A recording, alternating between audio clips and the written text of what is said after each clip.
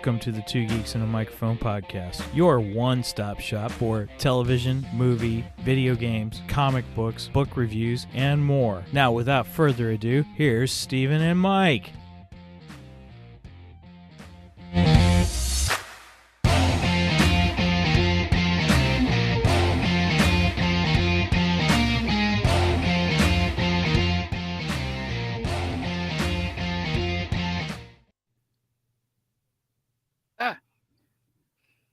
Who talks first? You talk first? I talk first. Hello there. So who talks first? You talk first. I talk first. There we go. Hey, everybody. Welcome to a special edition of the Two Geeks and a Microphone show. We are so glad you were here with us for this special time. We've kind of been leading up to it and talking about it. So I am your co-host, Mr. Steven Boster, along with my illustrious co-host, Mr. Michael Shanks. Mike, say hey to everybody.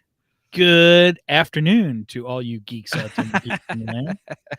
And if you're coming back to join us, thank you for coming back.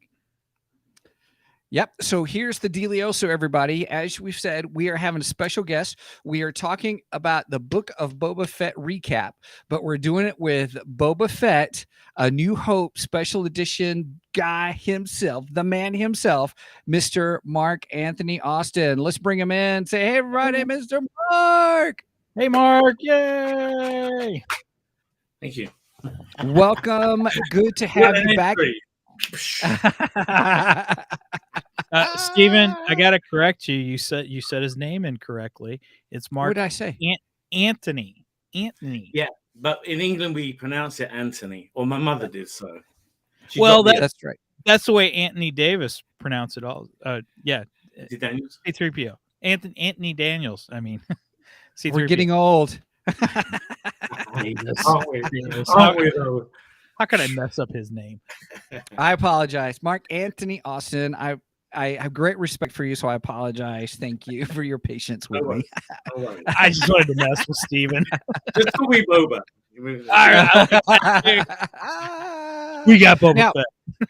Now, we've had Mark on a couple of times before. It's been great. If you want to go back and do those, because those are a hoot. They're a blast. Even the last one was pretty funny.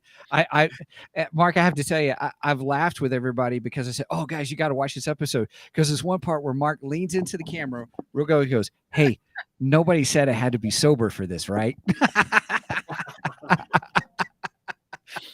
I didn't see that anywhere written down. You know, That's right. True. It's That's true. right. I did not stipulate that anywhere. So. Email maybe. So here's hey everybody. Mark is if you've seen, and many of us have, big Star Wars fans here, A New Hope, the specialized edition, that in the scene where Jabba meets Han Solo in the docking bay, and then they come out, and then all of a sudden on the screen comes in Boba Fett. That is Mark. That's the man. That's the man himself. Please listen to our first episode with him, because he tells hysterical stories about other times he's donned the costume officially. A big party at Lucasfilm, which was really funny. How he gets into the suit, how he got asked, and all that. So it's a great story. But this is Mark himself, and a friend of the show, and just a great all-around guy, who is actually a special effects artist as well. Is that how you kind of say your job description? What's the best way to say your job description? I'm not sure, because I work in VFX, so you could say that. But I specialize in previs or cinematography. So really, it's designing sequences instead of the single shots. You can see my budgies in the background. That's all right. They're always noisy in the morning for some reason, or running water. Anyway, different subject. Well, where were we? Oh yeah. You're quite the artist. Previs. Yeah, I kind of my friends that know me real well kind of like see all the sides, saying kind of Renaissance, I guess. Renaissance. I like that. Kind of all rounder, because I like singing, I love acting, Right. All the arts. I can't play music though. I wish I was a musician. Now wait a minute. You just said you sing. You sing too as well? Oh, I love singing. Yeah. Okay, what style of singing do you like to do? Huh? What I'm style not of great singing? singer by any means, but I like ballads. Ballads. Okay. Like George Michael, some good George Michael songs. I can Mm. do it very good. Okay, everybody, we have totally dated ourselves right there. Yeah. Oh, that's fun. Love karaoke All right. though. Well, you're Go quite ahead, the Mike. artist. John, great, Oops. Right. You're Now- quite I think the it's artist, because booking. I've watched some of your YouTube videos with you doing your art and stuff. Like I've seen the one where you were doing the Darth Vader. Oh, that's beautiful, beautiful. So for our audio listening audience, Mark has got a paint. That's a painting, right? Yeah, acrylic on canvas. Yeah, yeah. He has a painting of the probe droid from The Empire Strikes Back. Beautiful, beautiful. It's a Sharpie and a pencil. Oh, sweet. Of stormtroopers. That's really good. Wow. Gorgeous. I love it. And then this is a self-portrait. Here we go. Nice. Boba Fett. Self-portrait. I love it. That looks like it's straight. Camera, I didn't. But why did you look? No. We'll get to that. Yeah. We've been down that road. Go on. Amazing. That's okay. I love it. So, we are here to talk about Book of Boba Fett. We want to do a recap with you, and Mike is dying to get your opinions, your thoughts, your feelings about the show, to interact with you, being that you are really, you are our resident, for us personally, our resident expert on Boba Fett. I mean, obviously it's been part of your career. You've kept up with them. A lot of fans want to talk to you about Boba Fett. And we thought, oh, I bet you, Mark, this was Mike. Mike's like, I know somebody who can give us really good insights about this show in the grand scheme of Boba Fett lore and stuff. And so Mike has some opinions, but he really wants to hear from you about the show. And that's what we're here for today for. Go ahead. Well, you said just exactly that. I've been invited because I jumped in the suit. I'm kind of well versed with both of us. I was the Boba Fett fan that got to be in the suit, but my job is story. True. So yeah, what you asked me to do is actually like my professional opinion on the Book of Boba Fett. So actually, you got double bubble here. Yeah. I could tell you how I would have made it as well, or changed it a bit. And that's exactly why I wanted you on here, because I know that you are in the industry. So you know the industry, you know it a lot better than we do. And you're a huge Boba Fett fan on top of it. So that's just like the icing on the cake. Yeah. See, look, double bubble. Darn right. Double bubble. Double bubble. I love it. Yeah. I love it. Every time we say double bubble, we're taking a drink. Oh. Okay. Archie, get me a drink.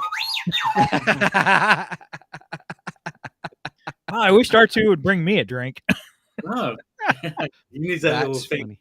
from Jabba's palace, Oh yeah, the little tray, the serving tray. Yeah. Oh yeah. Well, I do have an R2 droid that I got from Galaxy's Edge. Right now he's in his backpack, so I don't want to take it out. And they do actually have the serving trays for those R2s there. So I could get one. Right. But we have carpet, so he doesn't run real good on carpet. Dang it. Yeah. He's not as big as the real one. So should we dive in? Funny. Let's dive in. Let's dive into the Book of Boba Fett. I am dying to get your opinions on this, because of the title, you mean? What's that? Of the title of the show? Oh, we can go into that.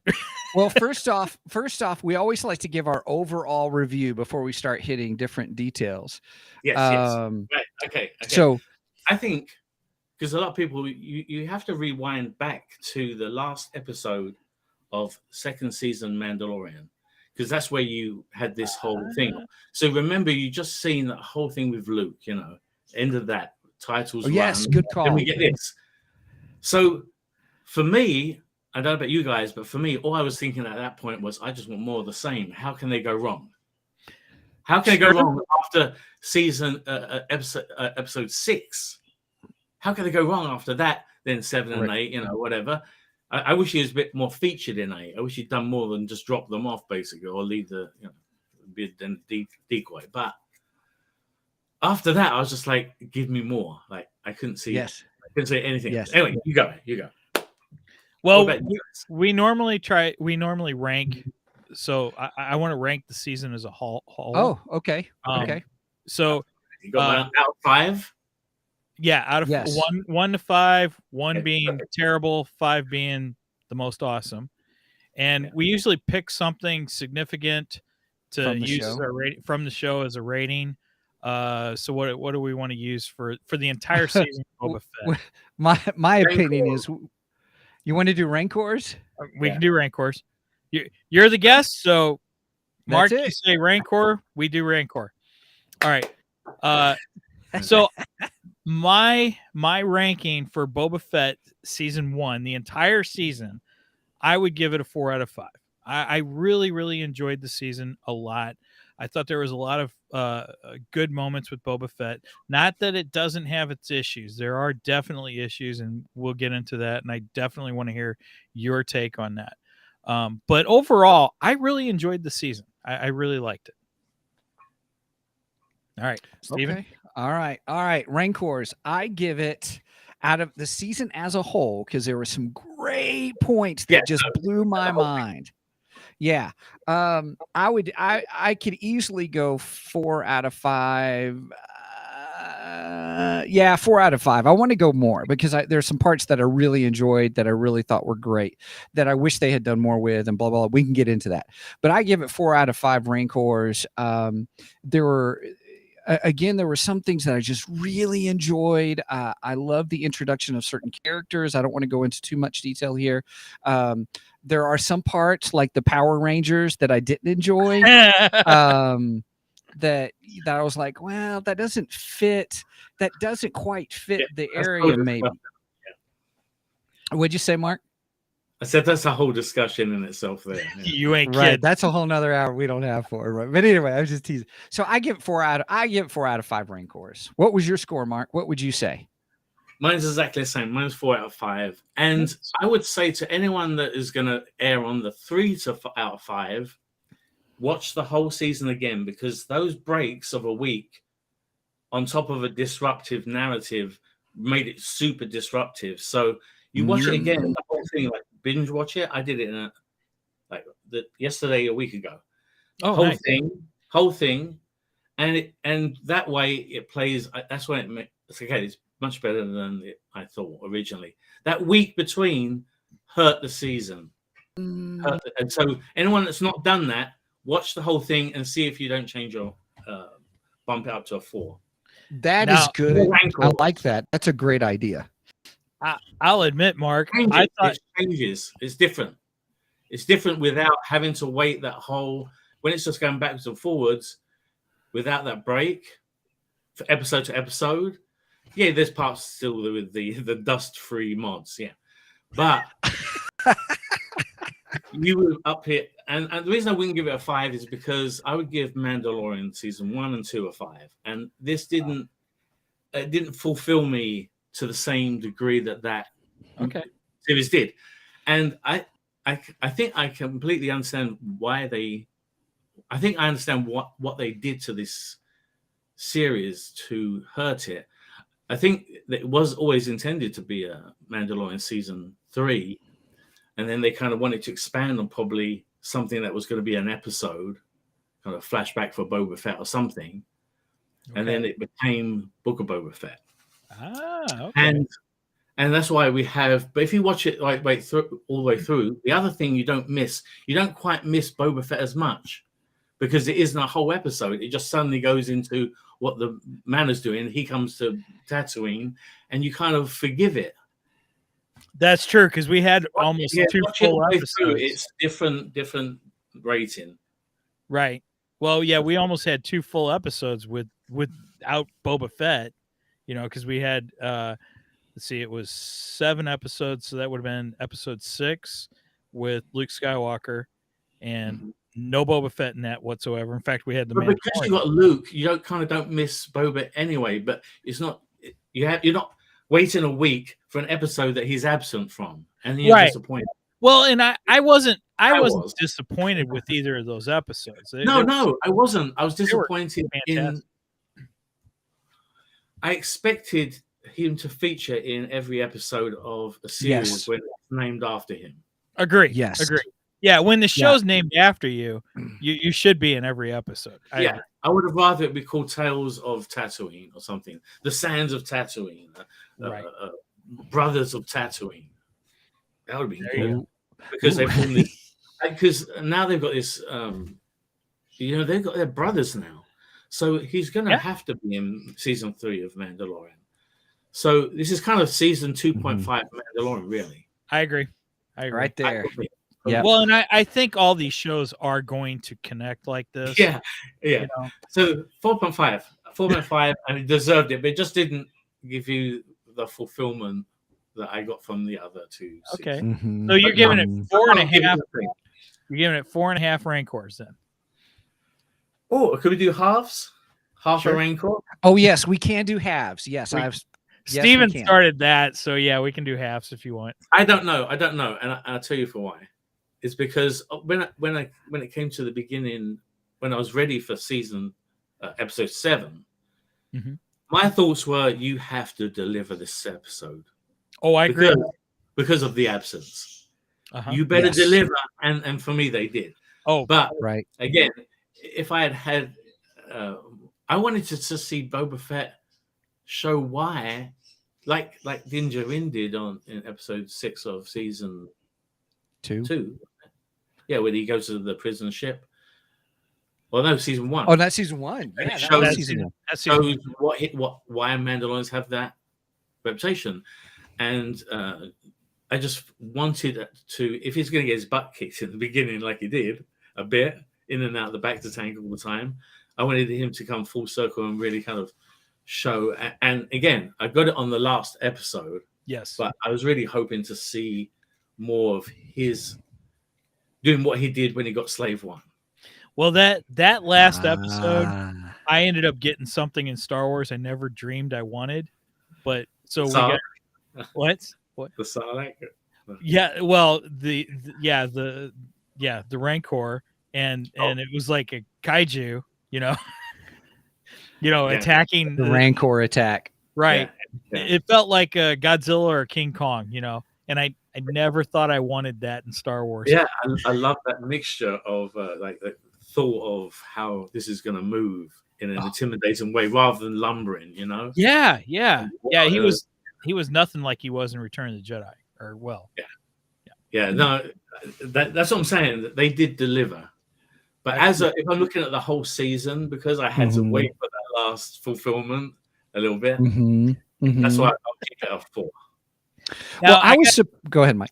I got to say, Mark, I thought you would rank it lower just by our last conversation, because our last conversation, you were very upset that Boba took off his helmet so much. Yes. Right. But my brother had a really good point. So after that, I wish I could have retracted it. Oh, hey, you're here now. You're here now. He had a really good point. He said, dude, he spent all this time with the Tuskens. He's not as dependent on hiding behind his armor or his helmet. He's much more used to. He's lived all that time with them. That's why, when in the season, I wouldn't have chopped around, jumped time to time. I would have just done 4 episodes just with the Tuskens. I would have had that, just no forward flashbacks, none of that. Oh, okay. I would have had him come out of the Sarlacc, meets the Tuskens, does all this stuff with the Tuskens for 4 episodes.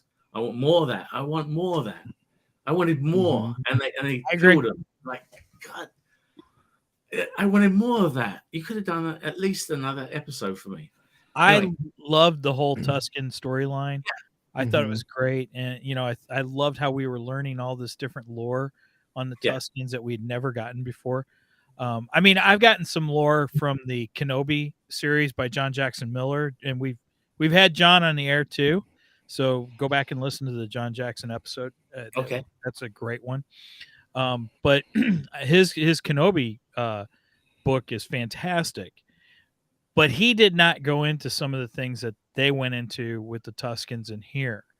And I loved it. I loved the buildup of it and how we found out there were different tribes and different tribes did things differently, which makes sense. I mean, it's almost like Indian tribes, you know, different Indian tribes reacted differently to settlers and such. So, yeah, I really enjoyed that.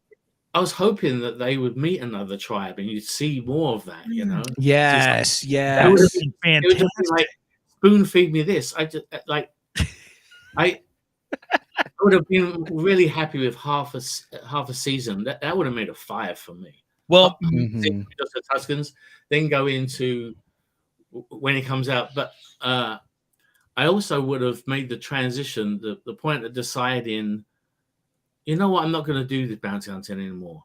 I wish he'd kind of like gone into a bounty hunt. We've seen him kicked ass, but he's putting his life on the line for some schmuck that just he's an expendable asset for. And he at that point realized it and think, you know, why am I doing this? And you know, and for me, I would have just liked that if they'd done it that way around, and then played out the whole spaghetti western ending the way they had it. You know, I love that feel, and that's we'll get in a little bit of the spaghetti western. We'll come back to that. Definitely. That's my favorite part. Just FYI, Mark, my dad brought me up on spaghetti westerns to teach me life lessons. So I love spaghetti westerns. I did too. I grew up very small, kind of just being fascinated by westerns anyway. But spaghetti westerns, Clint Eastwood for me was, you know, he was my Boba Fett before Boba Fett. I like that. Yes. Yes. That's good. That's really good. You know, I never understood why they call it spaghetti westerns. Because it's shot in Italy. Yeah. Italian directors, and it was okay. Crew. So I'm dumb. All right. Hey, Leone. There we go. Molto bene. It's the man with the no name. That's who we're seeing. You're looking kind of skinny. No problem. You're looking kind of skinny. Eat some spaghetti. Oh gosh. So nice. I'm sorry, Mike. Anyway, before we get to our spaghetti western section, you were saying, I'm sorry. Well, I was just going to ask Mark, how did you feel about the whole, you know, because he comes in and he immediately says, I'm taking over as the crime lord, the crime boss or whatever. But then he never really explains that, you know, we never get an explanation of why he wants to be, quote unquote, the crime boss. And he never really feels like he's actually the crime boss. Right. So if you had my idea where you had an episode where he does go back to his profession and realize, you know, and in doing so, he goes through a grueling time, realizes he's getting on in years as well. You know, he's getting older inside the armor. Mm-hmm. And, you know, maybe the rancor did Sarah did mess him up a bit. You know, it made that acid, you know, maybe just kind of started questioning stuff at that point. It had that time with Tuscans, gets his armor back, you know, goes on a bounty hunt, and then realizes his heart's not in this anymore. He's changed, man. Changed from the Tuscans. Like it just seems very it seems like his age is catching up with him. And so at that point, thinking, you know what? Why should that schmuck be in the palace? You know, maybe it's a job for him. Maybe it's a job for Big that goes badly. And he's like, you know what? I'm taking comes back, and that's what we see is the close-up at the end of season 2 Mandalorian. Nice. Right. The post-credit scene. I love that. And then it gone into whatever it went into. Mm-hmm. I'd love to have done it that way. If I could remake it, you know. I like it. I like that. Because I just didn't feel like they expanded enough on the whole crime boss thing, and his his connection to Tatooine and Mos Espa and why he feels connected to these people and how he wants to protect them so much. I just didn't get a sense of that. You know what I mean? I think they could have done a better job with that. I think this is why we've not given it the 5. I think the gap is because we have to now live with a different Boba Fett than the one we had. Right. Agreed. We kind of miss the old Boba Fett a bit. Well, now, okay. A little bit. No, I agree with you. I all through this, I was wanting to see the Boba Fett we've always imagined. And I think we got glimpses of that through this. Yeah. We want that Boba Fett who went out and kicked ass. And, Steven, you'll have to use the explicit again. I got to use the E. I got to use the E tab now in posting. Anyway. But there's a part of me that says, okay, so like you said, Boba Fett is now in his getting into his elder years, and he's getting older.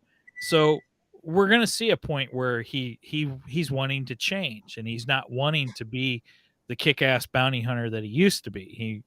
He wants to settle down more. So there's part of me that's accepted of that, because technically we got that in Mandalorian. Because if you think about it, Mandalorian is Boba Fett. That's the Boba Fett we wanted. That's it. You just said it. Yeah. Right.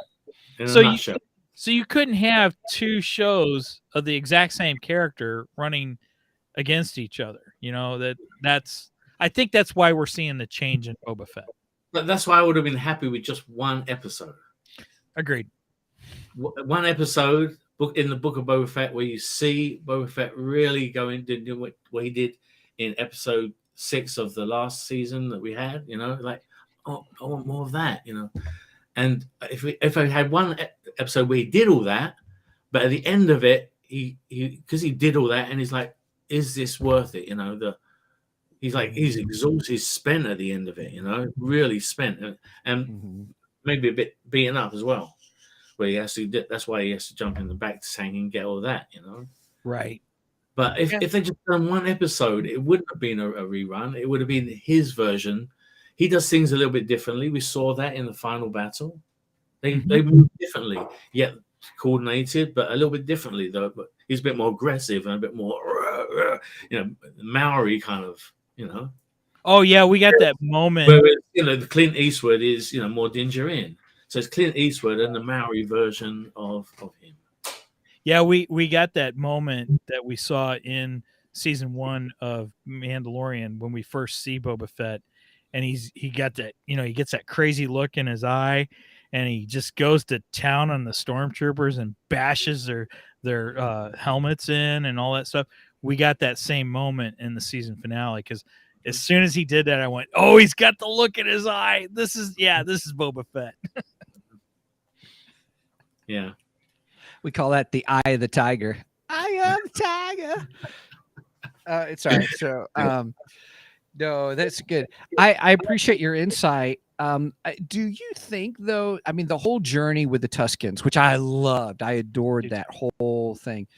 And I was heartbroken when they all got killed. I just, do you think it was that situation that possibly caused the transition? They just didn't story tell it well enough, or they didn't verbally say this is what it is that made him change from being a bounty hunter to someone who wants to take care of people or watch over people or have his own tribe now that they lost that tribe. Yeah, that's why I would have given half the season to them, so that you don't just establish it, but you really establish it. And because you're not jumping forward in time, we have the whole of that devoted to just them. So we get twice as much, and we see the slow learning that he goes through, and we see the steps, and those in themselves would have been just like magnificent to witness, and and his adaptation to being the master of the Garfy stick and hands. Yes. You just see that stuff where it was like, wow, he doesn't need his armor. He doesn't really need it, but with it, he's got the best of both worlds in some ways. Like, right, it would have been. So that's why I said about the four episodes just for them. It would have just really given you, and that is why he changed. But you wouldn't know you necessarily changed until you're doing the same thing you've always done and loved, and it's different for you. So, say again. I would have had an episode where he goes into a hunt, picks up where he goes. Maybe he's got Fennec with him by then, and they both go in. And so the Slave One rescue is their second job. And at the end of it, after the second job, that's why it's by the campfire. He's like, you know what? Why are we working for these guys? You know. Okay. Why should we? You know, So what you're saying though is they could have done more to develop that transition better. Fennec and Boba's bond. That they've been through a couple of things together where you think, wow, he can really trust her. She saved him a number of times, you know. Right. And then in the you know, so when they fly away after again the Slave One, and she says, and he says, "Where can I drop you?" And he goes, "Well, where are you going?" And you're like, "Yeah, right on." All this build up, and you know what they're going to do then, and then you see them go up to Bib, and you see them do that. I wish we'd seen all that stuff unfold. Right. I don't know. They really, and I think why they did it this way is because they thought maybe the stuff that happens afterward, all the politics bit, is going to be a bit boring. So let's pepper it in with the more interesting and interplay the two things run alongside each other. But because we were already trying to do their time jumping around and fit it into, okay, this is the original trilogy and that's the Mandalorian, and we're already trying to fit it into what we know as history. Right. It's just jumping around. And with that week break between each episode, just blew this up and made it like, okay, where am I? Okay, it's after this. Right. That's kind of how I felt with the Witcher season 1. The other way around. I sort of laid out the same story, but a bit differently. Not changed the story, just told it a bit differently and given more time to the task. You know, speaking of the timeline and being confused where you are in the timeline, I remember when Solo came out and we went to see Solo, and at the very end you see Darth Maul appear, and I'm a big Darth Maul fan too, and I'm like, oh cool, Darth Maul. And then I looked at my wife, you know, I'm the big Star Wars fan in the house, and I looked at my wife and I go, where the hell are we in the timeline? I was so confused. I'm like, wait a minute, should he be here? Yeah, exactly. That's what I was doing in my head. I'm like, what? Does this work? So, yeah. Well, when I watched The Witcher season 1 on Netflix, and I love The Witcher series and stuff, I found myself discombobulated with the timeline. Going, now wait a minute. Okay, they're going back. Where are we? And granted, when it all comes together and you've seen it all, and you know, oh, that was kind of cool. But in the process, it wasn't that much fun. And that was kind of the same here. That's why I repeat that if you go back and watch the whole thing in a row, you have a completely different appreciation of the story as a whole, and it plays much smoother. So it isn't as disjointed. I still would have preferred it the other way around. But when you watch it without that week between disrupting your viewing, you kind of like see the story unfold in the way it was intended, much more clearly. Do you think that's why we're seeing a lot more people binge watch shows rather than doing the serial week? You know, here's the next week, here's the next episode. Because my wife isn't a fan of the recaps, whereas I am, because that week between, you're like, oh yeah, I kind of vaguely remember what Dexter did last week, you know. Yeah, right. You remember, but then you kind of like takes you like 5 minutes of it. Oh yeah, and then you see something and it reminds you of last week, whereas you would have had that recap, you know. So I kind of like recaps. And also, recaps are pretty well structured, where they show you stuff from episodes back that are relevant to stories. So I like that too. Now, as far as binge watching versus watching it week to week, I'm mixed on it. You know, all three of us we grew up in a time where there was no such thing as binge watching. I remember days as a kid, like I was a big Dukes of Hazzard fan, and Dukes of Hazzard every Friday night, 7:00, boom, I'm in front of the TV watching CBS, catch the General Lee, right?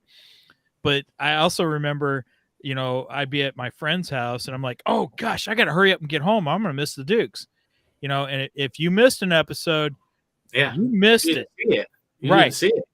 The only chance reruns. right. They would rerun the season in the summertime, because in the summertime it'd be the off season. So if you missed an episode, you got to be like, okay, I got to try and catch that during the reruns in the season. And then if you didn't catch it, you didn't see it. That was it.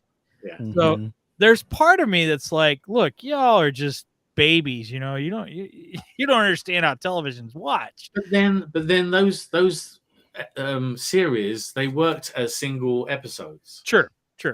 Each one, like $6 Million Man or whatever it was, you watched it and it had a story. Now we're really dating ourselves. Starsky and Hutch, you watched it and that was the episode. So there wasn't any continuity to worry about. You didn't have a flow. Right. You didn't see that whole. You didn't see that whole story, so you missed the story there. Sure. So it's different. So it was a different kind of loss, because something in its entirety, one whole chunk that worked, you'd missed because you hadn't been there. Now, because that was like a team. I remember A Team. Each episode was contained, and I think it's been a recent phenomenon within the last decade that a whole season would have a story arc. With smaller stories for each week, but there was one overarching story. Then you wrap it up with the finale, kind of a thing. Now that's exactly Mandalorian, though, season 1 and 2. Sure, yeah. They did it old. That's why we loved it, because we could relate to it. We got our self-contained stories. Oh, he lands on another planet because he's run out of fuel, or has to crash land, or something. Something happens, has to leave the planet at the end of the episode. So that planet happened. It was very much like the old series. Sure. That's a good thought. Now we got 2 episodes that were self-contained in Book of Boba Fett. We got the Mandalorian episodes. Which technically was Mandalorian season 3. But I think because we had 2 through lines that we kept jumping between, that was for me I could keep up with it, but it required work, and you really want to just be taken on a journey. Right. Now, there are some series that, like me and my wife, we want to binge watch. My wife, she'd binge watch anything pretty much. But there are some things that she and I watch together, and we will binge watch those. Like for instance, The Crown. The Crown comes on, we'll watch almost the entire season. We both love The Crown. Fantastic show. But stuff like Mandalorian, Book of Boba Fett. Now, I, as a podcaster, appreciate it as a week-to-week thing, because I want to stop, I want to digest it, and talk about it, and so on and so forth. But I do see your value of, where you say it's a value to go back and rewatch it as a whole.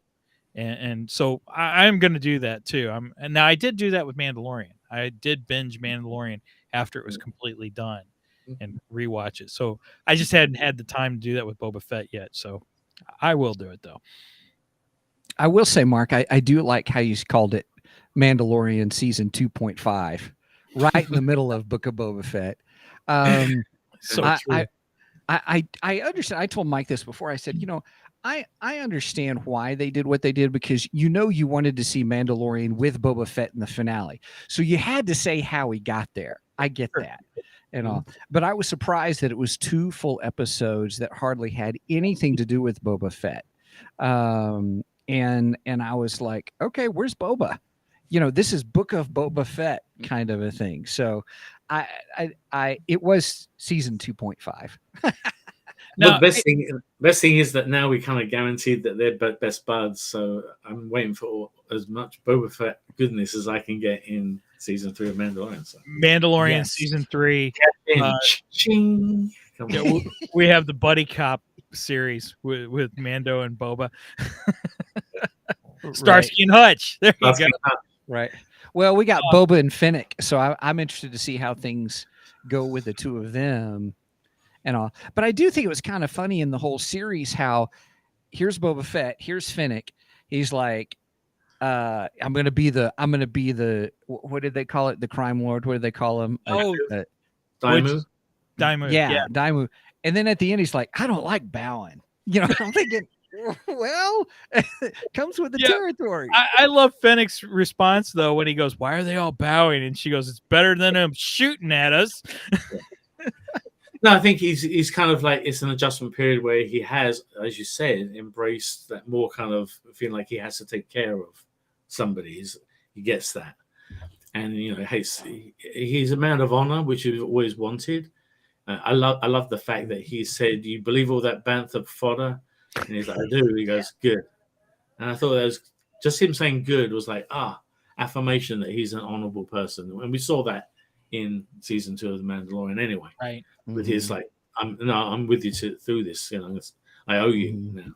Right. So we knew he was a man of honor, and we thought that was kind of cool. And so I like that. But at one point, he says to Fennec about, he goes, "I'm not short on coin, and I'm short on muscle." You know, and this is where they get the mods. Oh. If I'd done it, yes. I want to hear this. Doing it, I would have hired all of the people I know are badass bounty hunters like Dengar and Bosk and Zuckus and Forlom and IG-88. I would have done the whole crew. All of them would have been there for that finale. You know, blazing with some even more guys to have to shoot. It would have been like that. I would have swapped them for the mods. I wholeheartedly agree with you. All through the season, I kept saying, when are we going to see the Empire Strikes Back bounty hunters? And we saw so many Trandoshans through this. And I still stick with what I said with the Trandoshans. They don't wear boots. I hate that. I want my Trandoshans with 3 toes and big claws. That's the way Trandoshans are. Dave Filoni and Jon Favreau, if you're watching, please take note of this. Anyway, sorry. But I don't understand. We have all these Trandoshans, and we don't see Bosk. Why? Why the heck did they not bring Bosk back? Yeah. I just now we did get Chrysanthemum, and he was fantastic. Yeah. Great addition. Having your own Wookiee friend, you know, because I have a Wookiee, a big black one as well. He's big and he's black, and you know we call him Santo now. But, having your own Wookiee and your own Rancor, I mean, that's what I'm saying. They delivered. You got his Wookiee buddy. You got his pet Rancor that he's riding. You know, they really did deliver on that last episode. But just mentioning back to the mods, I think the only thing that would have made them more accepting to me is if they just thrown some dust on their clothes and bikes. If they had dust on them, just like everything else in the background behind them, and they're kicking up on those scooters, but yet all their clothes, like it's someone's gone on with a lint brush, right? Right. Come on, just make them dusty, and I would be as accepting of these guys as I would any of the Moss Esper. No. What was the one? The little town, Freetown. Oh, I forget the name. Elgo. Moss Pelgo. Yeah. Like you're accepting of all those town folk because they're just dusty and they're dusty. You know, just chuck some dust on those mods, and I would have been not as hard on them. Right. Who was it? Was it Paul Bateman on his Facebook page said, "No zippers." Yes. One of the characters had a zipper in their costume, and he's like, "No zippers." Well, Paul Bateman he's always calling if he sees zippers in Star Wars, he calls it out. But you know, Paul is a set designer, and he's very conscious about the costumes and such. And there was a rule in the original Star Wars that no visible zippers or snaps or things like that those things shouldn't be visible. So him as a set designer, and he's done some work for Lucasfilms, and you probably know this too, Mark, that's just supposed to be a no-no. So yeah, he's going to call him out on it. Lucas went one step further in that he had that rule about no zips and pops and whatever, and fasteners, but he also stretched a lady's pantyhose across the end of the camera, and to diffuse the picture just a bit more, so you just lost that crispness and were more forgiving of the details. Oh wow, that's neat. When we made the special edition, we had to make a computer equivalent to take the add a little bit of grain to the picture so it matched the footage that we were cutting it between. Did you call that a pantyhose filter? Yeah, the digital pantyhose filter. Wait a minute, is that why George Lucas told Carrie Fisher there's no underwear in space? Maybe. Maybe. Because he needed to put them on the cameras. George. It was the 70s, you know. Sure. Different time. You know, I just got to watch your you posted your video of you doing the blue screen test for your walk-on appearance. Oh yeah. Yeah, I just watched that. That was great. That was good stuff. Yeah, and the guy directing it drinking 6-7 coffees. Yeah, that was Steve Williams. But have you seen this book? Am I allowed to show this book? Yeah, as far as I know, because we're not selling this. Very cool, Boba Fett's costumes. I have to show you because I'm in it. Page 99. Finally, get some recognition. Very cool. Nice. Is that a new book? Did that just come out? Yeah, it's all the reference pics you could ever want. Oh, beautiful. Want to make a costume, or if you have a model kit, it's just all the pics. Who's the author? Oh, that's nice. So Stephen Coleman. Stephen Coleman. Okay. Really good book. I'm gonna have to check that. I'm gonna have to see the ultimate Boba Fett reference book for costumes and stuff. Very cool. I know the art book for season 2 of Mandalorian just hit the shelves, and I need to pick that up because I got season 1, which is a fantastic book too. I love the art in that. Incredible, beautiful art. So that looks great though. I'm gonna have to get a copy of that. We're gonna have to get it sent to you so you can autograph it. I can't wait for the artwork book from the movie I'm working on now, just because working in previews, you are referring to a lot of the viz dev from the visual development department, and looking at the artwork and just the artwork I'm looking at, working on right now. I can't wait for the Ultraman movie when it has an art book come out. Hey girls, Ultraman. It's okay. Do you know when? Yeah, my pet Rancor tomorrow. I've got a pet Rancor as well. But then, boy, yeah, there it is. I won't land on screen. It's too big. How do you fit him in the house? Back. I see his little brother behind you. Yeah. I have to model sculpt a Boba Fett for the back now. You sure are. I have to repair him anyway because he broke on his fingers. Oh no! Yeah, you can see the pink inside the pink Sculpey in my armature. He's got wobbling, so I have to mend him. So while I'm mending him and maybe mend the base, I might put a Boba Fett on the back with the chain at the front. Put a little chain there. Oh yeah, was that in his nose? It was in his nose, wasn't it? Yeah. Oh, you should so do that. That would be so cool. So, okay, we got to get to one of my favorite moments in Book of Boba Fett. We have the first live action appearance of my other favorite bounty hunter, Cad freaking Bane. That was really cool. That was like good and bad and ugly as well. Oh yes, very much so. Well, Was it Van Cleef? Van Cleef? Lee Van Cleef? Lee Van Cleef. Lee Van Lee Van Cleef. Cleef. That's it. Well, I thought it was the same hat as Lee Van Cleef. It might have been. I just recently saw that Dave Filoni actually did model Cad Bane after him. So, Lee Van and that's Cleef. something Steven had called out on one of our previous episodes too. That's, me and spaghetti westerns. I'm just saying. No, that's cool. That's cool. So Mark, what did you think about the whole Cad Bane introduction and what happened with Cad Bane? What were your thoughts about that?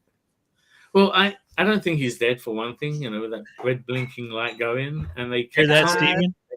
I said that. If the camera's gonna linger, it's for a reason. So it's like the only thing I could see that was of significance was that red. So I feel like he's gonna be back, and they're gonna have to duke it out again, and hopefully, because I really was thinking that maybe they would kill Boba Fett off at the end. Oh, that would have been cool. It could have been a surprising end to the season. That they kind of like, instead of it being a debatable thing all these years, now they've showed, he got out the Sarlacc, but he's dead. So I was kind of worried. When I got to the end of episode 7, that's when I had my very first kind of like look back at the whole season at the very end of the episode.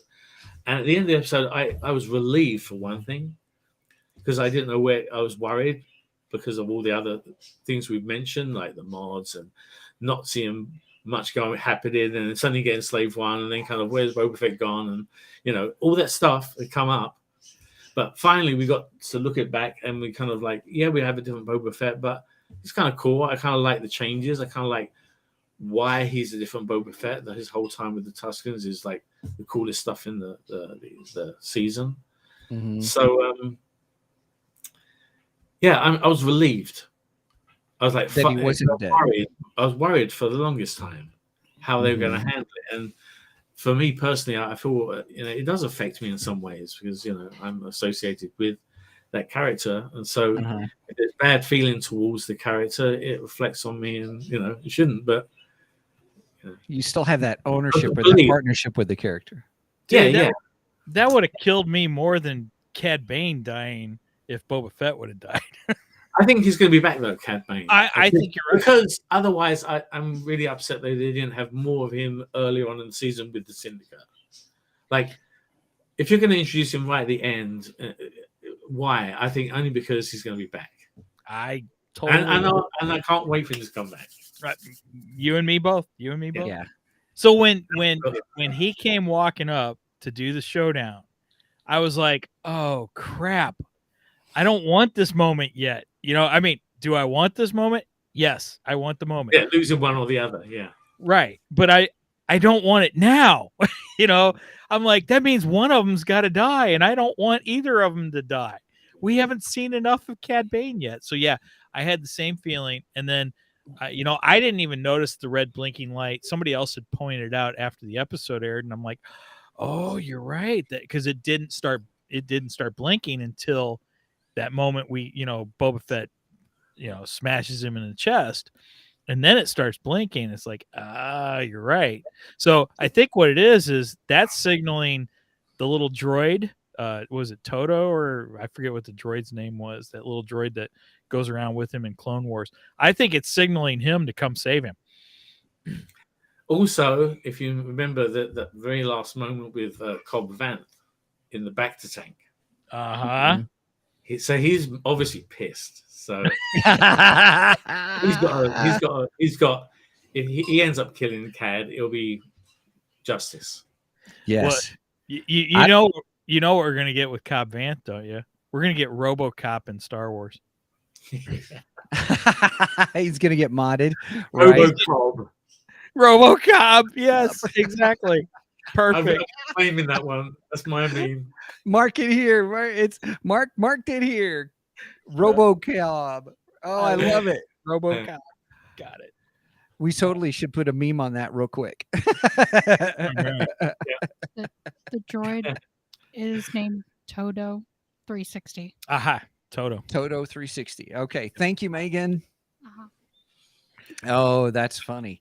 That's funny. RoboCop. Well, I like the actor. I'm like I was sitting there going, I've seen him in Justified. I know how fast of a draw he is, and I'm thinking, and I was telling Mike, ain't no way. We argued Ain't- and we that. argued about who's going to be faster, Cad Bane or Sheriff Cobb, and I was like, Or he's a Sheriff fast Bullock draw. in Sheriff- Deadwood.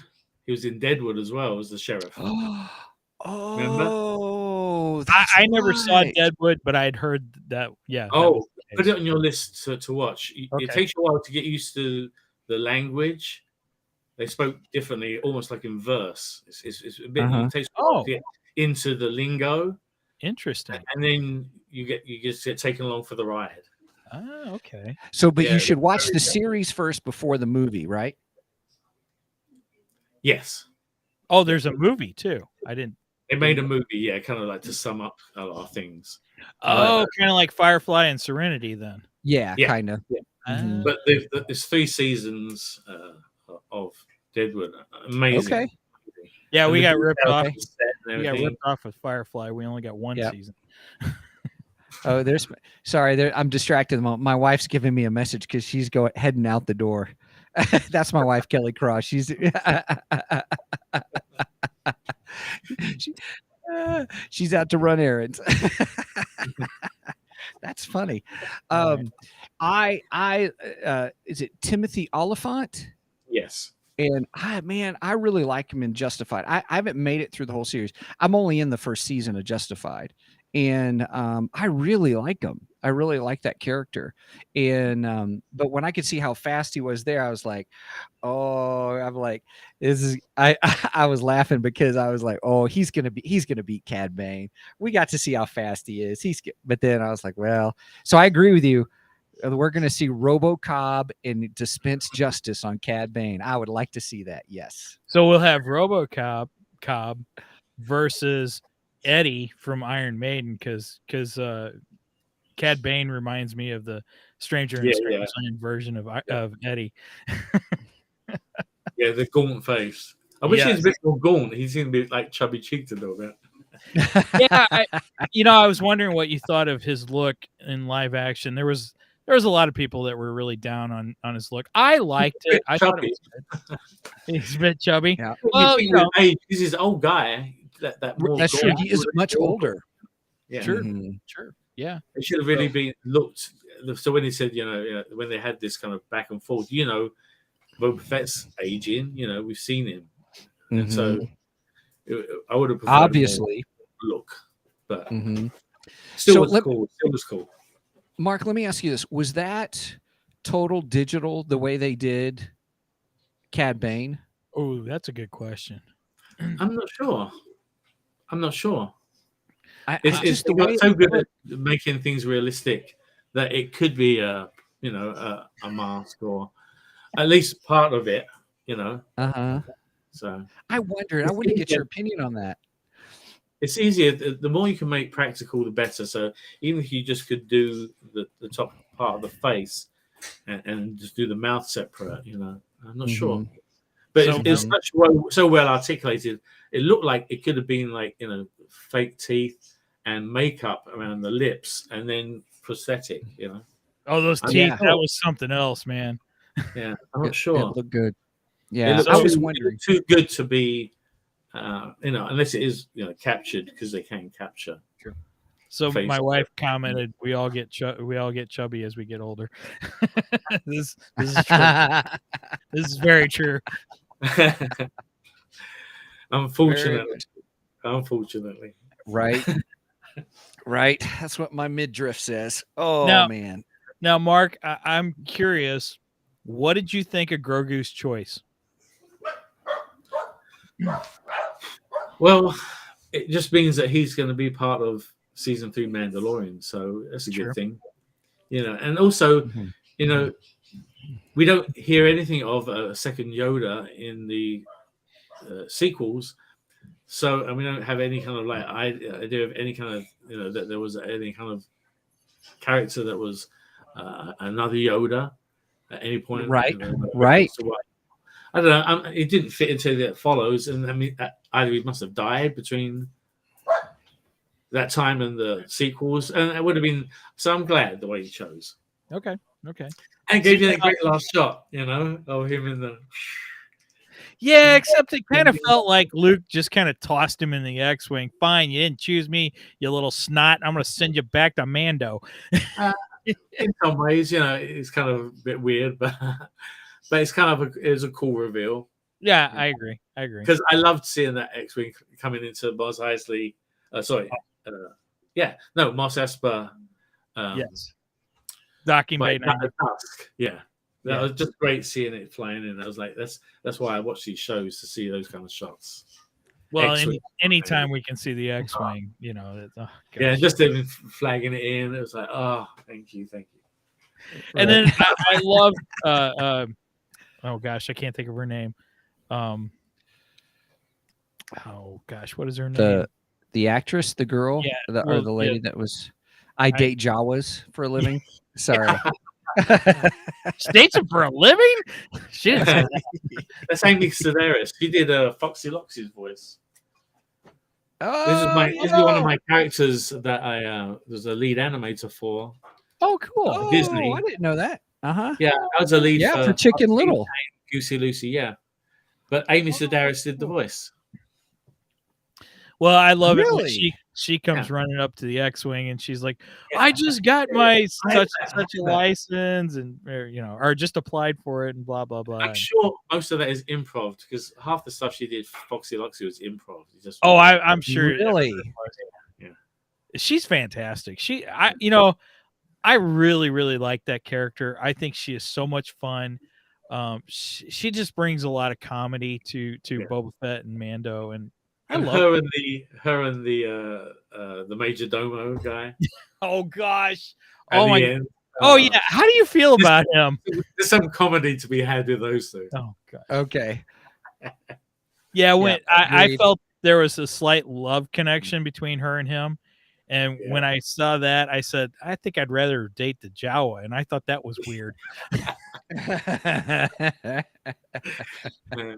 Because I don't like. I mean. Oh, the actor is fantastic. I'm not. Yeah. He does a great job of you hating him, just like the guy did for Joffrey in Game of Thrones. He did very good. Joffrey, such great acting, Yeah. So that's always the fear of taking roles like that, of playing bad guys, is that you play them so well, people think that you are really an evil person. Yeah. Isn't there a joke that all British actors are the best at playing villains? Yeah. In Bond movies, anyway. Yeah. Right.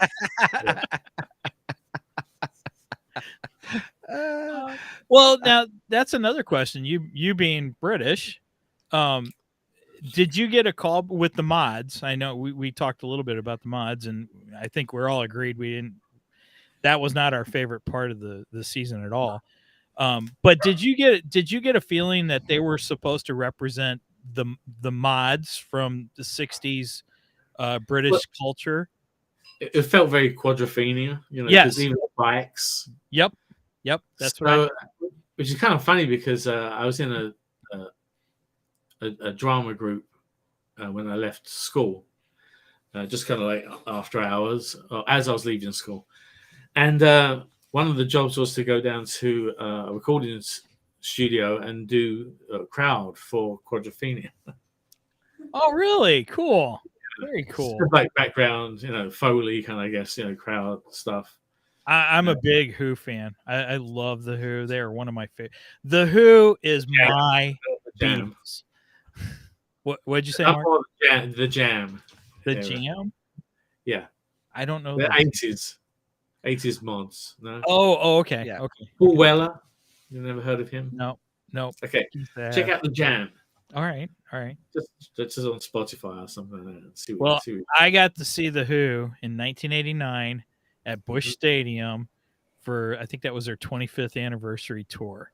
And man, that was one of the best concerts I ever saw in my life. Absolutely love the Who. Roger Daltrey, yeah. Yes. Roger Daltrey, Pete Townsend. Oh gosh, they're amazing. Still love them today. Yeah, they are definitely my Beatles. Yeah, Beatles, nothing. The Who, yes, love the Who. Yeah, I That's grew funny. up with, my mum was a big Beatles fan, so I grew up with Beatles. And she didn't like the Rolling Stones, so I wasn't allowed to like the Rolling Stones till they became. Oh wow, that's funny. Because I guess it was a Beatles versus Stones Yeah. thing in England at the time. So 60s. So you had the Beatles versus the Stones. Was there a Who versus the Beatles, or I don't know. I don't think so. you don't think so? I think Who outside of that, there was a different kind of band. Yeah, I agree. Music. Yeah. Well, It's its own phenomenon. yeah, sure. Yeah. Oh well. Anyway.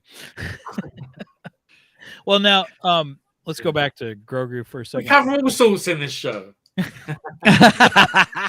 Look, we rabbit trail all the time. You know, it's We do squirrel. rabbit trail. What's Squirrel. So I want to go back to Grogu for a second. I have a theory with Grogu. I think what we just saw was basically the same thing we saw in Empire Strikes Back. I'm gonna say it as George Lucas says. It's like poetry. It rhymes. So I think what we just saw was the moment when Luke starts to feel the pain of Han Solo being tortured, and he's like, "Look, I gotta leave. I gotta help my friends." And Yoda's like, "Leave now. You help them, you may, but you know you're leaving your training behind. Blah blah blah, and you will not become a Jedi." I think we just got that same moment with Grogu. And I think what we're going to see is Grogu is going to go off and be with Mando, and he's going to do a few things here and there with the Force and be able to do a little bit more than what he had done in season 1 and 2. Yeah. But I think Grogu is going to come to a realization that he still needs more training. He's not done. And I think at some point he will go back to Luke Skywalker. If nothing else, reverse of. Right. Yeah, that's interesting. I hope so. That's what I want to see anyway. So maybe it's a wish list. I don't know. Yeah. It's your own headcanon you're trying to create. I see what you're doing. Well, I mean, so we'll see. So Mark, where do you think I mean, obviously because we got Mandalorian, 2 episodes of the Mandalorian here. Where do you think we're headed for season 3 for Mandalorian? Oh, good question. I'm not sure. I just feel like now he has someone that he knows has his back, and so two people, Fennec and Boba, Mm-hmm. Yeah, and a place he can kind of call a refuge as well. So a home base. Yeah. Ooh, I didn't even think about that. So somewhere you can safely return without having to worry about your ship. We've already seen what happens when he leaves his ship. Yeah. You go back and it's not there or half taken apart. So somewhere safe. He can. He flew very nicely into that palace, didn't he? I mean, it felt like made for his fight almost. Right. Super, Yeah. Right. Hey, what do you think of that? Whereas Slave One in there is kind of, oh crap, so that thing, So I don't know. What do you think of that new ship for Mando? I'm so glad that it is silvered like Mando. Nice. If it being yellow and silver, I'd have been. Yeah.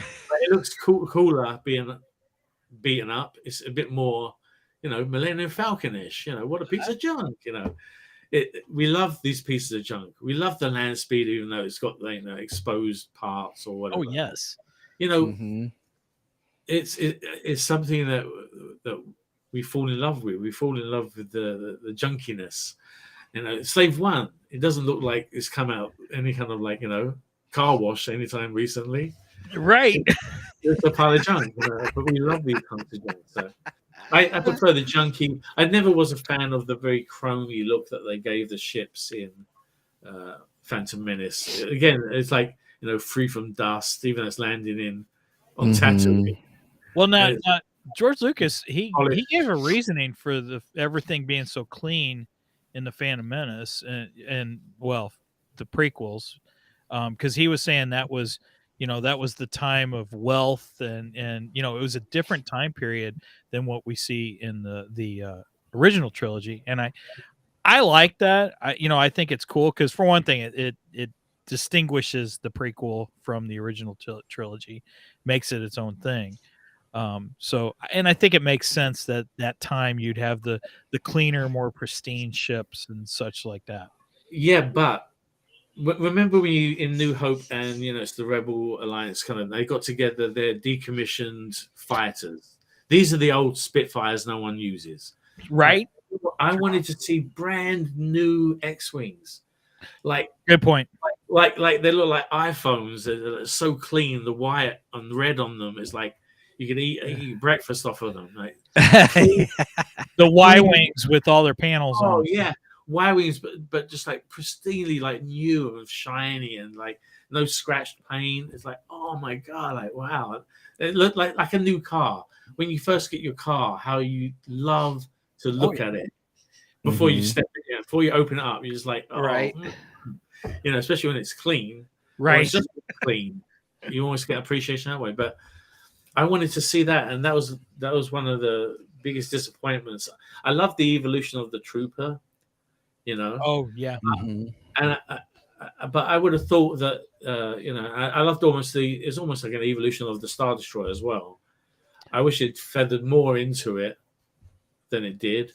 Okay. But I was hoping to see that different kind of ships. So I agree.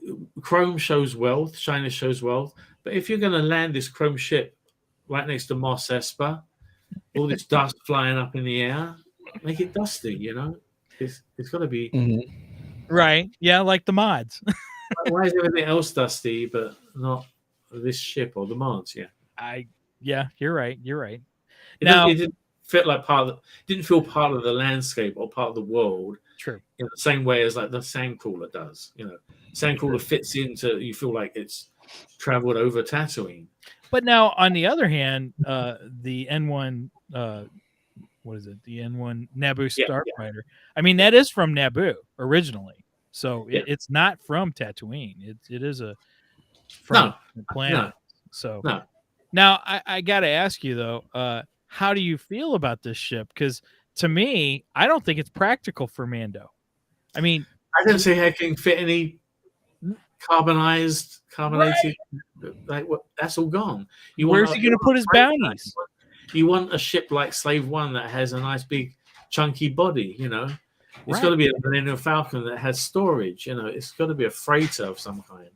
Yeah, I mean, what's he going to do? Pull the carbonized bounty behind him? So maybe he needs Slave One to help him. Okay, I'll go for that. You just want Slave One back. So do I. that episode 4. Episode 4 is when I started to have hope again. Wait. Finally, I'm seeing an episode of what I was hoping to see some of. So we could say that you had a new hope. I had a new hope right in the middle. And it was episode 4 as well.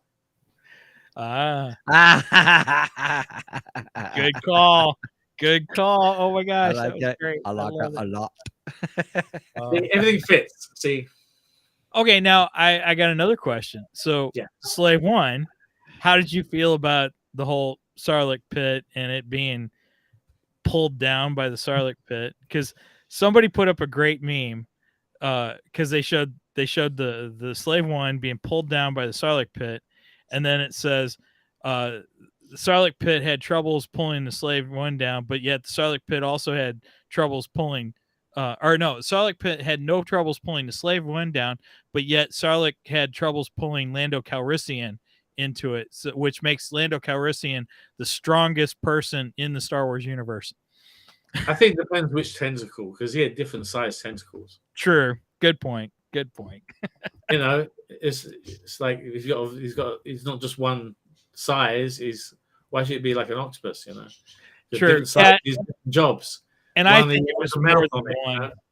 I think it was more than one that was pulling. I didn't realize how much I wanted that until when I got it, and then the relief I felt afterwards and I felt like unburdened, and so it was almost like I'd had a massage or something. It's like, I didn't realize. I never thought I needed that as much as I guess I do or did.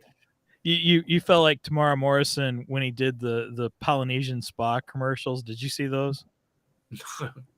So after he finished filming Book of Boba Fett, he went back home to New Zealand, and he did some commercials for this Polynesian spa in New Zealand, and it shows him in the spa, and he's going, the Polynesian spa. So that's what I picture you as with that scene. I did like the way he said. He kind of said, "I am Boba Fett," the way that it was said in the special edition. Yes. I am, with even the emphasis on the T at the end. I am Boba Fett. I'm really kind of like, thanks, Tom. Thank you. I don't know if you thought of that, but thank you. They pay attention to a lot of great details, except they don't pay attention to Trandoshan's feet. Yeah. The thing is that the reason that we, when we think about what you kind of sat through, you sat through a few disappointments and then something, and then disappointment. They gave you enough. They've done this. They gave you enough Star Wars goodies along the way that you forgive them. You're like, okay, I forgive you. I love you again. I love you. Okay, I'm not happy about this, but I love you again. I love it. They're very good at giving you that fan service. Just those things, morsels of visual goodness. Mm-hmm. Oh, totally agreed. Like the Rancor on that tower. It's like you didn't realize until you got it how much you wanted to see it. Yes. Exactly. Yep. I mean, the Rancor, and then when I got Cad Bane, I was just like, even the destroyers I liked, the silver massive destroyers. I was no, what are they going to do with these guys? Mm-hmm. I kind of wish they'd expanded a bit more from just that T junction. It's a bit more, everything kind of happened on that one. But that was the OK Corral. Yeah. But then they had another one after that. Remember they? Right outside. That's right. I would have liked to have seen a bit more. If they've seen a rampaging through the city, and he's like, and destroying the city, and he's like, that's when he feels even more like, I want to save these people, like because they just small things like that. But I really liked the fact that they were harkened back to the destroyer robots or destroyer droids. Oh, those things were cool. With the big bandolier at the back, and nice. Oh, it was very nice. And I loved how Mando couldn't just penetrate that with the Darksaber either. So it showed that the Darksaber can't destroy it, just anything, that those things were impenetrable. I don't know. It could be that he has an evolution to go through in using it. I think he's getting better. What she said to the armorer, right? That you're not going with it. I am going with it. You're not listening. You're not using it. So I think he has. I'm hoping that he is clumsy at the beginning, and then he becomes this master of this Darksaber. And not only did he kind of happen upon it, but was it meant to be because he becomes such a master of it? I don't know. I think we could have season 3 of Mandalorian.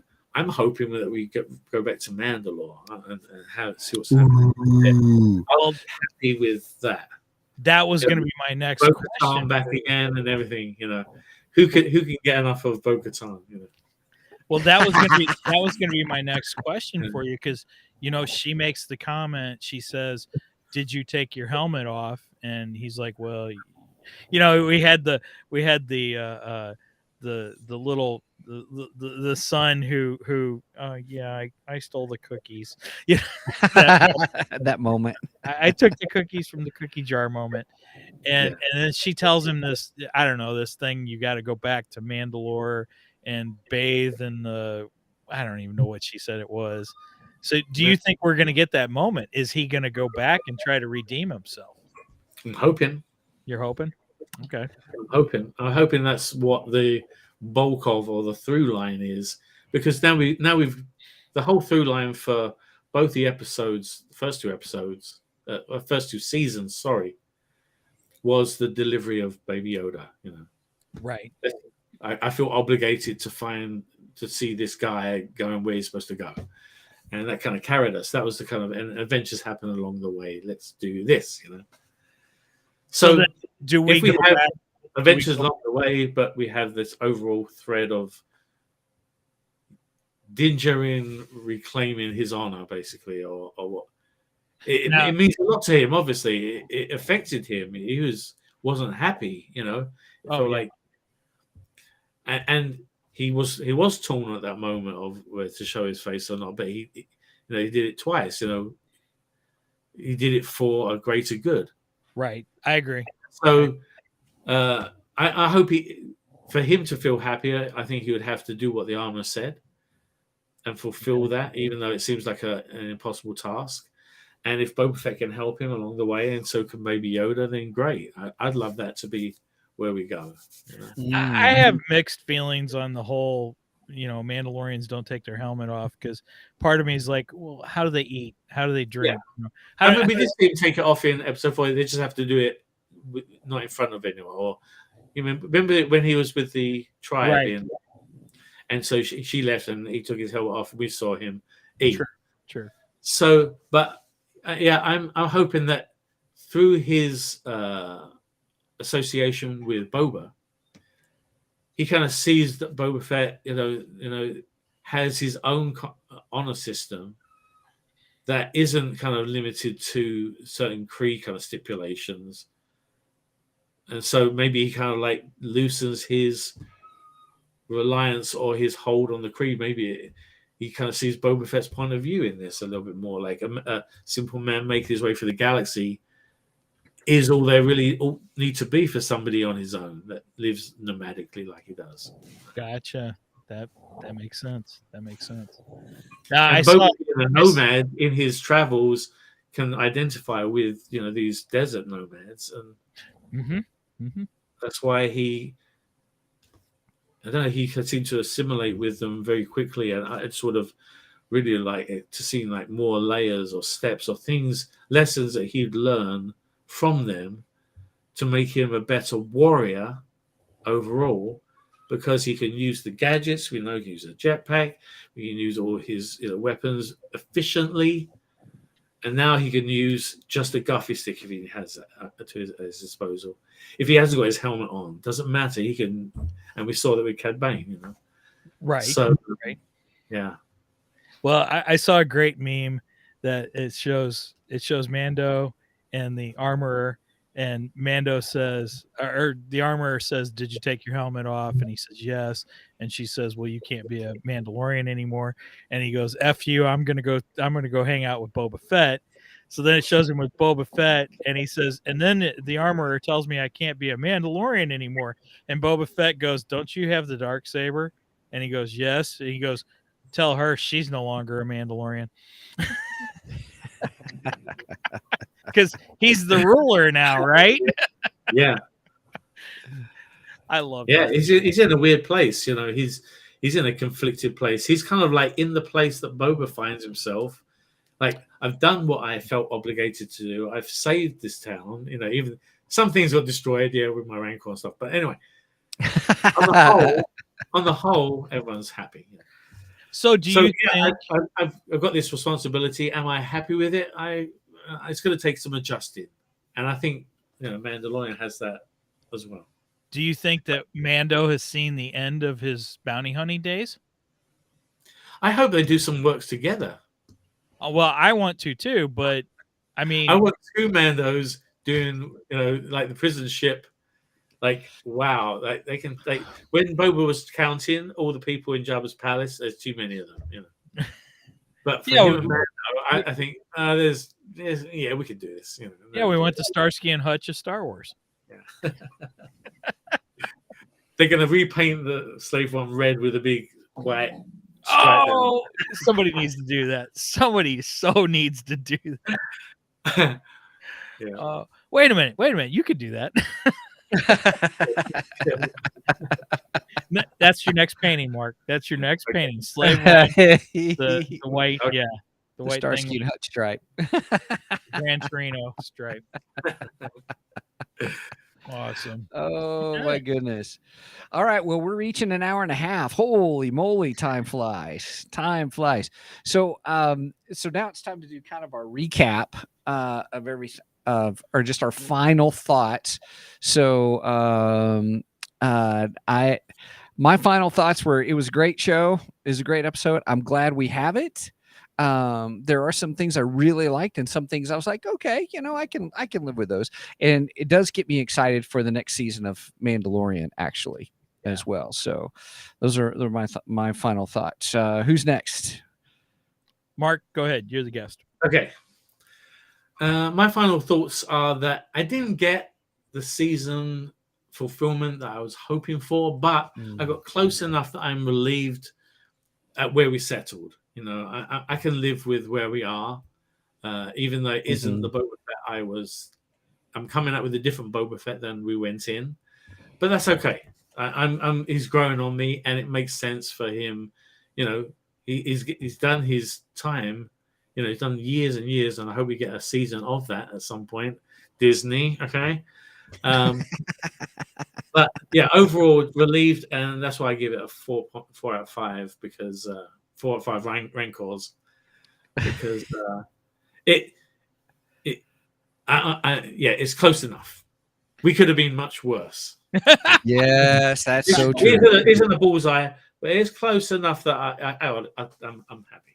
I totally agree. Yeah, I really enjoyed the season.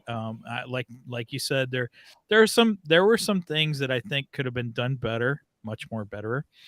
But overall, I love Boba Fett. I love Fennec Shan. She's incredible. I got Cad Bane. I was so happy about that. And I got me a Rancor that acted like King Kong or Godzilla, which I never knew I wanted in Star Wars. So, and then we got the buddy cop moment with Mando and Boba and seeing almost every gadget being used. I mean, even the knee rockets. I mean, I never dreamed we'd get the freaking knee rockets used, and we did. So I loved it. I really, really enjoyed it. I'm looking forward to Mando season 3. I can't wait to see what that brings. I am looking so forward to Ahsoka, her season. I'm hoping for some more Luke Skywalker appearances in that, and right around the corner we have Obi-Wan Kenobi, which man, can't wait for. So, and one last final thought. Trandoshans don't wear boots. Hashtag Trandoshans don't wear boots. Well, Mark, as always, man, thank you so much for being with us. It's great having you here. Everybody, if you want to find Mark on the interwebs, as I jokingly call him, there it is. Nice. At Boba Fett, ANHSE. So that's Instagram, Facebook, Twitter, and YouTube at Boba Fett, ANHSE. So I didn't put that on my subtitle for you there. Sorry, but I got Boba Fett, ANHSE. So that's where you can find him. Hey, you mentioned something briefly before we started that you guys are getting ready to do a second season of No Disintegration. Disintegrations, yeah. Yes. Yeah, Nice. it's going to be different. It's almost been written. It's been written a couple of times, only because it was originally written in a way that we could shoot it with COVID, but now we don't have. We can write it how we want. So Woohoo! It's going to be more of a through story instead of it being completely disjointed. They're going to be small pieces that work, but a through line, an overall arc of the story. There's going to be more characters. It's not going to just you're getting some other characters. Some I can't give any names away, but you see some familiar faces. Can you give us a hint? No, I'm don't not push going to give them. anything away because Oh, okay. All right. All right. nothing's definite yet. Fair enough. Fair But enough. more characters, and not necessarily all from Slave One either. We're going to be different locations.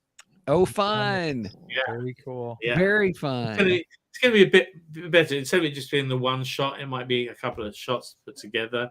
So it's going to be some small, probably like 2-minute shows. Yeah. That's great. Excellent. That's great. I'm Yeah. excited. Pretty good. And make sure and check out Mark's artwork. That you show a lot of your artwork on your channel on YouTube. On my YouTube. You show a lot of your signings and stuff. And did you want to promote any upcoming conventions or anything like that? Yeah, I am doing the Capitola Collector-Con in Santa Cruz on March 6th. And there's going to be 5 Boba Fetts there. It's the first time they've had 5 Boba Fetts at convention. Cool.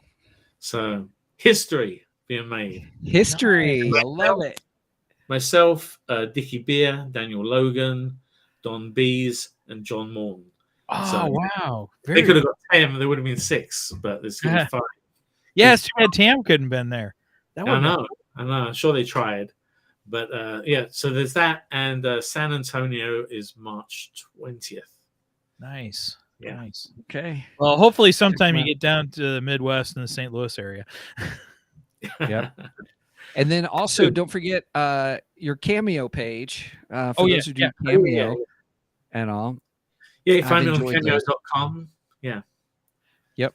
And The best thing about doing that thing is I get to wear the helmet every day, because there's always one to do. And so every day is an excuse to put the helmet on and ham. So, I find it almost the funnest job out there. So that's awesome. Cameo.com, yes, if you want to shout out. Yes, those are great. Yeah. I could talk forever, so I'm just going to stop.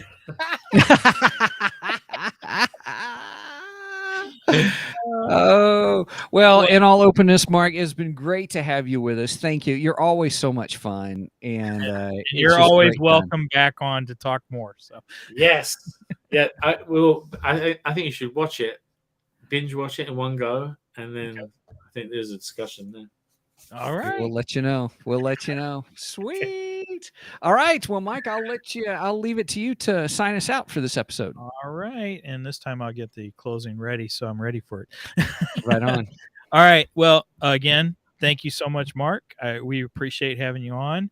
I'm proud to say that you are a friend of the show, and we look forward to having you back. Maybe Mando season 3, we could have you back and we could talk about that. That would be a lot of fun. So until then, make sure and check us out at twogeeksmike.com. That's our hub to everything Two Geeks in the geekdom. You can get to our Facebook, our Ko-fi, and all those pages and such, and merch page. Check out our merch page. We got some cool stuff on there. And until then, over and out, and may the Force be with you.